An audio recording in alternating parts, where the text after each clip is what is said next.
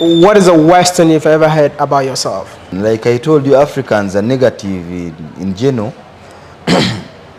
Ugandans inclusive, but when you apply reason like I do, you come to realize that everything comes at a cost. Why do you expect to be richer than the majority of the people in your society, and you expect them to clap and love you so much? No, it is a natural thing. Hate is part of the human cycle.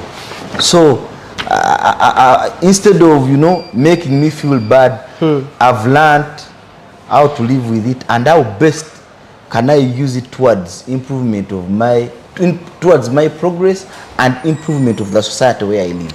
So instead of, people will always hate you. If you are better than them, regardless of where you are, people will always hate you. So the better you adjust your reasoning capacity and you accept it, the better you move forward, the faster you move forward. I want to know why agro processing. We export a lot of raw materials and import a lot of finished goods at 10 or 20 times the price for what we imported it at. So I was thinking, if I can set up integrated agro processing plants, I can add value and look for the demand for agro produce, not just domestically through import substitution, but also regionally and internationally. That way, I would have improved the lives of majority of Ugandans. Because you see, I'm not going for farming. No, the Ugandans will be the outgrowers. Then I'm staged at value addition. If I can aim for the market, specifically moving within the directions of demand and supply, I look for the market, I process and export and bring money back home. That way I will improve a lot of lives for a lot of households in Uganda. So that is why I moved into agro processing and value addition. Okay, it will also add to my net worth, in the long run, but this time the difference would be, it is not limited to me as an individual, but it is cutting across majority of Ugandans. And I don't expect to do this just in one central region. Uganda, I mapped Uganda into 10 zones, and I plan to put integrated agro processing plants in 10 zones of Uganda, if God grants me the life and the time and the reasoning capacity to pull it off. Now all these structures you see right here, the warehouses, they are gonna house all the activities of farm agro processing industries, including cold rooms, packaging, storage, and everything involved. Like here where we are, this is the pilot project Mr. Hamis Chugund has set up for others to emulate and develop our country through agro processing and value addition on the basis of Uganda being an agro-based country. So we are going to stop exporting raw materials and importing processed goods, but rather process everything from here, add value, make quality controls, and only export the excess. Only export the excess. That's a good one. Because we have the market for everything right here at home. Okay. What kind of products will you be processing in here then? Right here we are going to be processing the vegetables, like the fruits. We manufacture juice, the meat, chicken, the cereals. We are going to put up silos the other place where we shall be storing over 500,000 metric tons. We export it, like the way you have been seeing. We have had challenges with Kenya that our cereals are low quality. Right now we are going to put everything in perfect place. We are going to import expatriates here with the existing ones who have experience, and make everything to world standard. When it comes to the real estate, how many buildings have you built so far in Uganda? Do you have numbers? No, I have quite a lot of commercial properties in Uganda, in various areas, from commercial structures to now real estate housing structures, for residential. I have quite a number of projects, quite a number. Apart from Uganda, what other countries are you investing in? I have quite a number of properties. I have a logistics company in the United States, trading as Express Logistics in Dallas. I also own property in the UK. I'm quite spread out, but I'm mainly focused and invested in Africa. I read on the internet that you're a self-made billionaire. Yeah. Is that true? Yeah. I also read on the internet that you're being supported by the government, or whatever you're doing. That's what I read on the internet, that whatever you're doing is backed by the government. Is that true?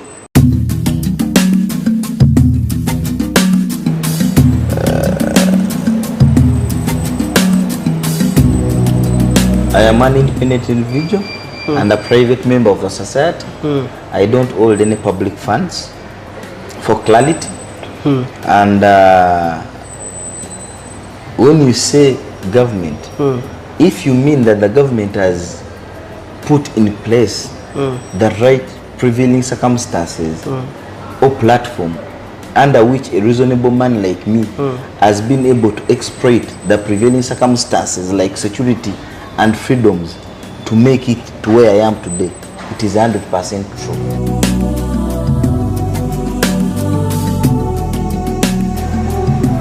Government has provided the right prevailing circumstances for me and the people that can apply reason in Uganda to make it big.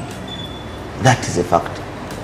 Otherwise, if there was insecurity here, maybe I would be dead. But it is government that keeps us secure. And it is government that protects us with our properties. And it is government that gives us the right to prosper without necessarily trying to pull you down. Yeah. I have zero government. I don't have any coin from government. I've never taken any money from government. What inspires you to do what you do? Mere fact that you are living, you are not dead. Struggle is a constant factor for as long as you are alive. When you are dead, everything is done. But for as long as you are living and breathing, you have to keep moving. What else is there to do?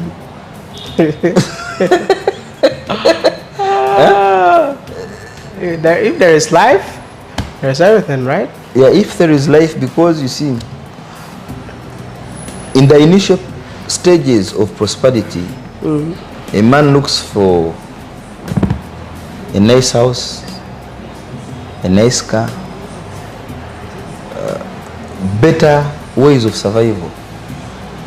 What happens if you're no longer limited to survival? You can drive the car you want,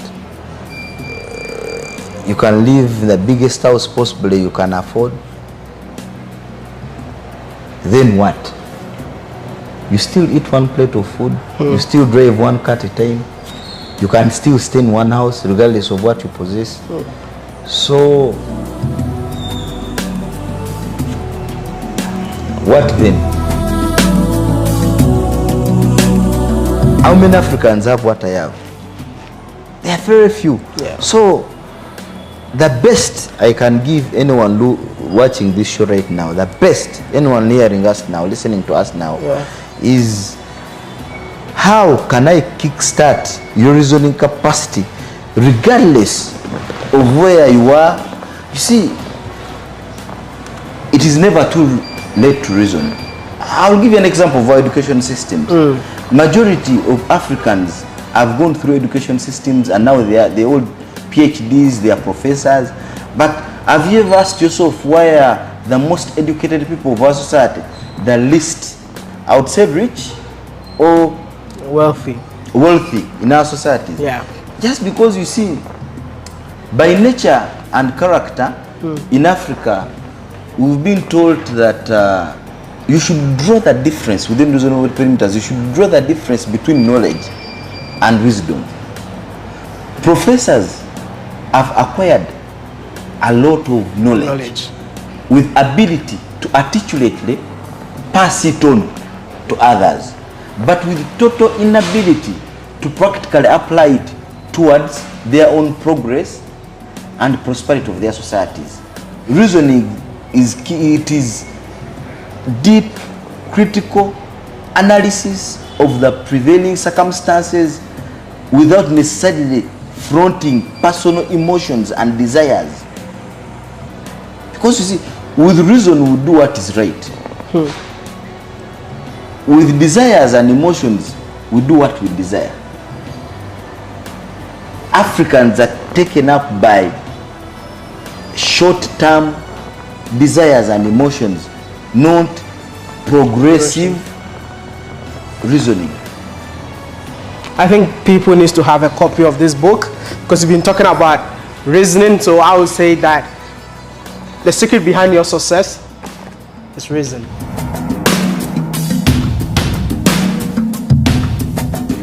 If I've managed to make it in Africa, Yeah. where everyone believes conditions are very poor, that means I have managed to reason out a difficult situation in Africa. Maybe if I was in America, I would be the richest man today, because I would apply my reasoning capacity within the prevailing circumstances then. Here in Africa, all systems are down. In America, systems are up. Someone can wake up and become rich from something as small as, you know, people liking something very funny. Exactly. You put something up, people like it, and you're up because the marketing strategy is there. People have access to information. You know, The book is that written. systems present for someone to make it already. But here in Africa, we are still in manual, analog. Everything there is fast. It is modern. And you don't think that is the reason why so many Africans cannot break through that system? But for us to make it as a continent, it shouldn't be limited to just individuals, like we said. But reasoning must be evident within all our structures and systems, including our governments. If you had the chance to change one thing in Africa, what will it be? Our reasoning capacity. The reasoning capacity of Africans. Reason, and you see, reasoning is simple. Simply being open-minded is an element of reason. Open-minded. The ability to take in information. When someone is talking to you, that ability to take in information and analyze it before you can act, that is an element of reason. Believing in yourself, that is an element of reason. Being patient yet consistent with what you want, that is an element of reason. Never giving up once you fall, that is an element of reason. Taking personal responsibility. And you say, you see, I owe myself the responsibility to make myself better and the society where I live. That is an element of reason. You don't wait for anyone to come and carry you forward. You don't blame government for your failures. You don't blame your parents for your failures. You simply adjust to the fact that, look, if I have anyone in the world, I have me. Then how do I better my life? You know, that alone is an element of reason. So, success or failure are a mere reflection of our reasoning capacity. So, if we could attack the African mind towards reason, I think that's the best thing that can ever happen to Africa. In Africa, funding a project is very difficult. Yeah. I interviewed one successful man in Ghana, and then he told me that he actually got the money from his friends. How I made my money, I'll tell you this story. Because I was on the street for some time, Yeah. it toughened me up, right? So just imagine you being on the street for some time with guys, you, and then getting a formal employment. That's easier. Easy. Because I have friends now. Yeah. So in the morning, oh Charlie, you brought kenke, I'll come and eat. So when I joined the Valco, we made susu, and I think susu that you made, you take all the money this month is for you, all 100%, right? The next month is for this person. And next month, so I was the last person to take it. So I think about the 7th month, I took also the money. That's how I get the money to be trading. That is the story. And that's the money that I had till today hasn't left me. And not that I had money from a loan from anybody. That's the money that I had. Susu money? That I had. That's how I've nurtured it from that time to this time, that money has never left my hand. What was the first money that you received for your first business? The first capital to start your first ever business? My family background is business. So I come from a business family. Wow. So it is from that background that I started working with small substantial capital. Not too much capital. Actually, too much money is not capital. Then you can't make it productive.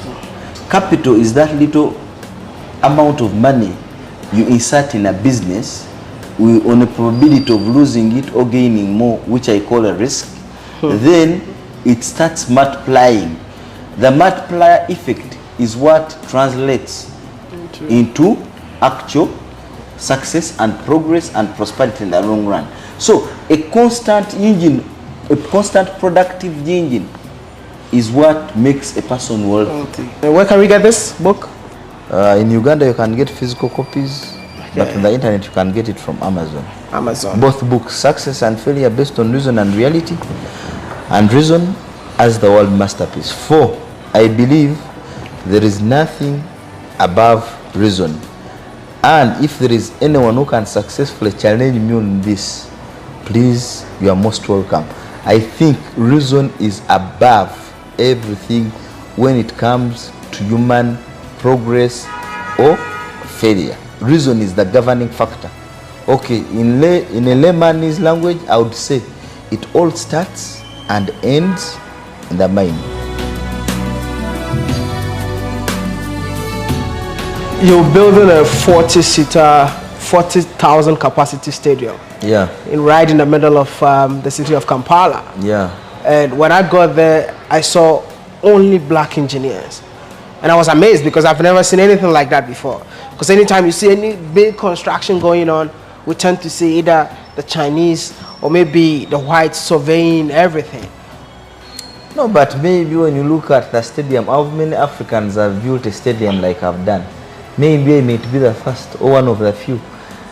What I've done in its totality as building a stadium, it is an illustration to my fellow Ugandans and Africans that look here, even for massive projects like this one, we can do it ourselves.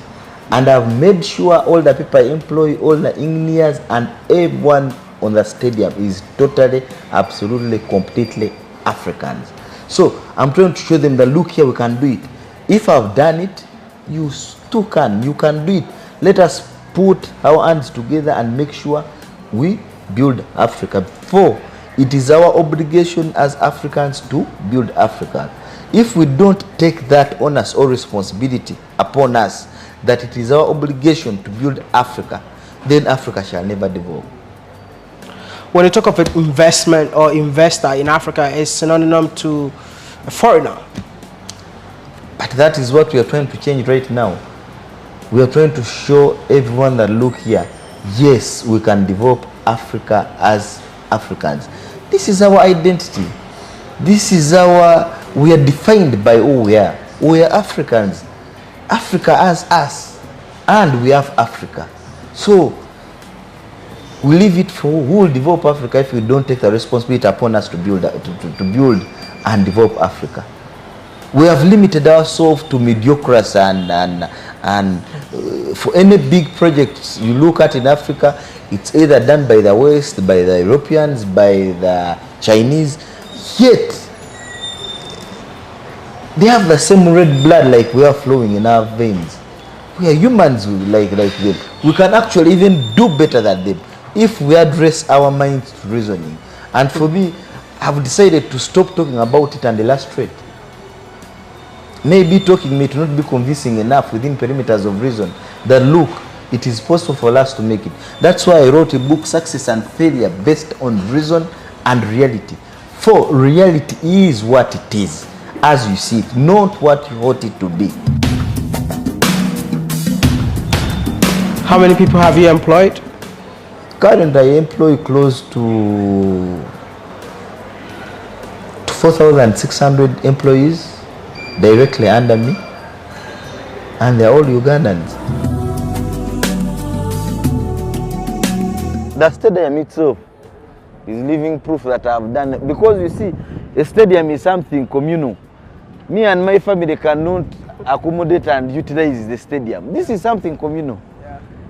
Success and failure based on reason and reality. It's a realistic fact that this one is present. It's a realistic fact that it's going to be used by Ugandans, and it is a reasonable fact that it is a communal stadium. You do charity work? Yeah. What kind of charity work do you do? Depending on the prevailing need and circumstances. Like there was COVID, I came through and gave 500 million to the community to buy drugs for vaccination. So it depends on the prevailing circumstances. We are going for Ramadan. I've already bought a lot of things I'm going to give to different mosques and people, communities, to undo their fast.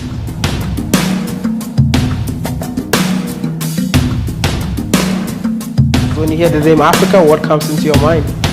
Africa is blessed with a lot of natural minerals. Africa is blessed with energetic people. You know, Africa is blessed with everything apart from inability for us to reason on how to exploit and explore the prevailing circumstances and available resources to us towards our progress and prosperity as a continent. The only missing factor in Africa is reason. Otherwise, God has blessed us with everything we need for us to make it. It will be unrealistic and unreasonable for any African to blame that we are not blessed by nature, to blame God that we are never blessed by nature, for we are fully blessed. If we can only reason out on how to explore and exploit the prevailing circumstances and resources we hold at hand towards our prosperity as a continent.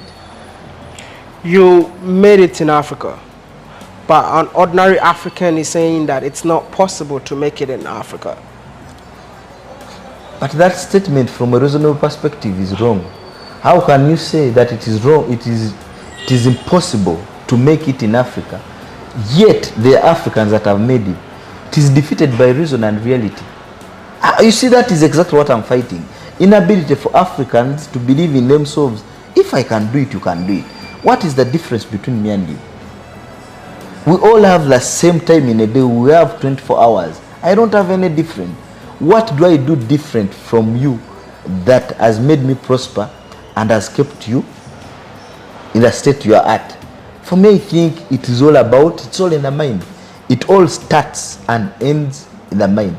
I have a lot of Africans in the diaspora that watches my videos. Yeah. If you have a message to them, what would that message be? No, Africans go abroad looking for better ways of survival, and majority will tell you they go for a living, which is a fact. But I can give an opinion on what it is in Africa today. Maybe majority have left because of the prevailing circumstances, like our weak education system that has made them believe you can only make it abroad, not in Africa. Like I told you, these are imported and imposed education systems that were never drafted realistically to meet the challenges and prepare the African child with the equipment to articulately analyze and understand the challenges at hand and forge corresponding solutions. Maybe one of the biggest problems Africa has is our education system. Because you see, we are born Africans, but it prepares us into modern Western slaves, if I can put it articulately. Whereby by the time someone is leaving university, all they can think of is go and look for better resources abroad.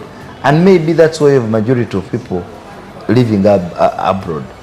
So if qualified engineers, qualified doctors, qualified nurses are all leaving Africa, how is Africa going to grow? Maybe we should start believing in ourselves, our origin. I think most of them are also leaving because the systems in Africa don't really work. You're an African. Are you an African? Yes. So why don't you first believe in the fact that you are an African? Identity is an element of reason. Understanding your identity is an element of reason. Saying I'm by the names of Miss Chugun, I'm by such and such a age, I am a black man and I'm an African, and what can I do to improve my life and the lives of those around me? So does running away from a problem solve it? No. If I'm looking for modernity, I should go look for it elsewhere. Have you solved the problem? No. Actually, you've moved to society that you're a foreigner in that particular society. So, and majority when they're counting, you're not even a citizen, you don't even qualify. That is why I decided to do the White House in Uganda. Let us struggle or strive towards achieving our desires in our motherland, instead of struggling and striving so much towards leaving our motherland. I know majority leave because of different prevailing circumstances. I don't want people to get me wrong, but from a reasonable point of view, that is a personal opinion, which may be a fact or not depending on the reasoning capacity of the reader, on the reasoning capacity of the person listening to me. But that is my opinion. Within perimeters of reason, self-identity is very key, and taking personal responsibility is equally key. So, whose responsibility is it to develop Africa and pull it forward? Is it for the Westerners? Is it for the Europeans? Or is it for the Africans? So if all Africans are leaving Africa, whom are they leaving Africa for?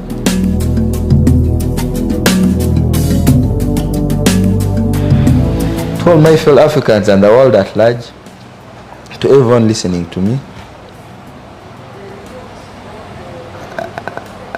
my message would be, if you get a chance to get hold of my two books, Success and Failure Based on Reason and Reality, and Reason as the World Masterpiece, I would advise you to read it. For I'm not trying to tell you how much I've achieved, but how can we kickstart each other's reasoning capacity to make sure we make the world we live in and the African continent a better place.